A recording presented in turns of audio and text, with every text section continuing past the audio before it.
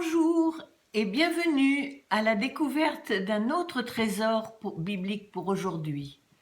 L'histoire tirée de notre coffre de trésors bibliques concerne une situation que, d'une manière ou d'une autre, nous avons tous déjà rencontrée, au moins une fois dans notre vie, le refus d'une invitation.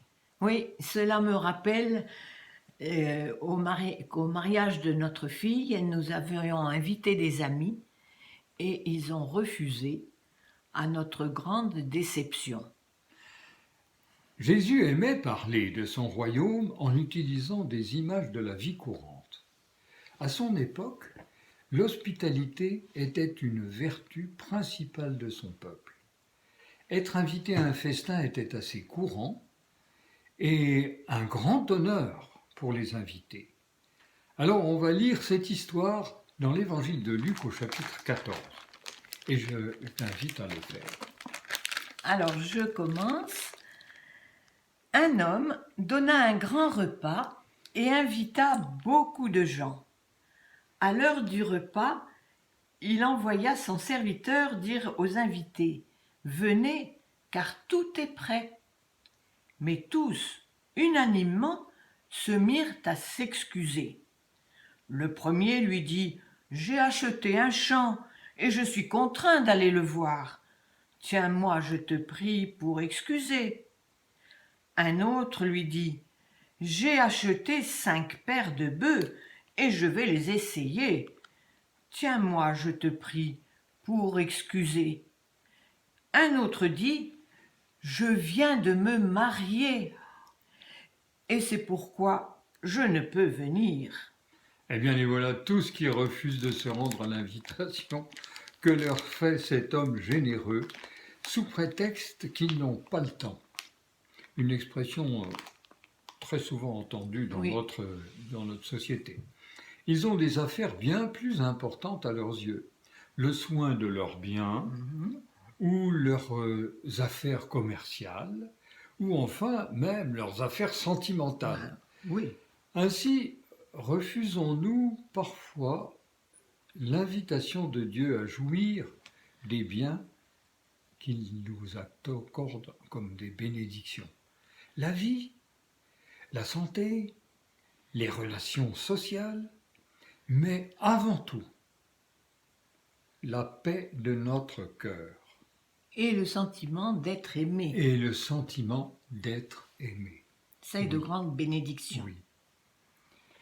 Alors, comment va réagir le maître du repas?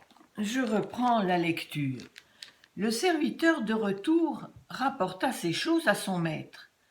Alors le maître de maison, irrité, dit à son serviteur « Va promptement sur les places et dans les rues de la ville, et amène ici les pauvres, les estropiés, les aveugles et les boiteux. » En réalité, il s'agit d'inviter tous les malheureux du peuple. Je pense que eux devaient sentir un besoin de compassion, Oui. Et un grand besoin de compagnie.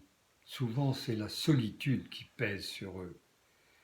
Alors, ils ont accepté avec joie de se rendre à l'invitation du maître de maison, qui était attristé et sans doute même irrité, on va voir dans la suite du texte, par le refus des premiers invités. En effet, car le serviteur revint dire au maître « Ce que tu as ordonné a été fait, et il y a encore de la place. » Et le maître dit au serviteur « Va donc par les chemins et le long des haies, invite avec insistance les gens à entrer, afin que ma maison soit remplie, car je vous le dis, aucun de ces premiers hommes qui avaient été invités et qui ont refusé ne goûtera de mon repas. » Eh bien, on peut dire que ce maître aime accueillir. Il aime avoir sa maison remplie et il aime se réjouir avec beaucoup d'invités dont il ignore la plupart du temps, parce qu'il s'en moque, le rang social ou la nationalité. Il se moque de ce qu'il puisse faire partie de sa ville, de son voisinage, de son peuple, ou bien qu'ils soient des étrangers en chemin vers la ville ou arrêtés par les obstacles, les haies que mettent la plupart Les des gens gens entre pour eux. protéger leurs propriétés privées. Oui, ou les Et obstacles qu'ils ou mettent à la rencontre à, avec les autres. exactement, et donc à une rencontre, oui.